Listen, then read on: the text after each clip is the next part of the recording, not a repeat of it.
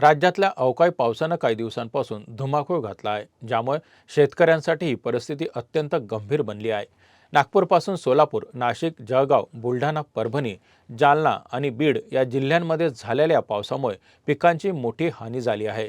विजांचा कडकडाट, वादळी वारे आणि गारपिटाच्या जोरावर शेतकऱ्यांच्या काढणीला आलेल्या पिकांना मोठा फटका बसला आहे.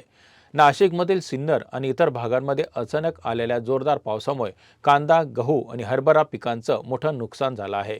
बुलढाण्यात वादळी पावसामुळे कांदा, गहू आणि फळांचं मोठं नुकसान झालं आहे. चिखली तालुक्यात गारपिटासह पाऊस झाल्याने रब्बी पिकांना मोठा फटका बसला आहे. परभणीत वादळी वाऱ्यांमुळे आंब्याच्या बागांमध्ये मोठ्या प्रमाणावर आंब्याची गळ घातली आहे, ज्यामुळे आंब्याचं उत्पादन कमी होण्याची शक्यता आहे. जळगाव, जालना आणि बीड येथे गहू, ज्वारी, हरभरा आणि भाजीपाला पिकांचं मोठं नुकसान झालं आहे. शेतकऱ्यांची मोठी आर्थिक हानी झाल्यामुळे त्यांचं जीवन अधिक कठीण झालं आहे. राज्यभरातून शेतकऱ्यांनी नुकसान भरपाईची मागणी जोर धरली आहे.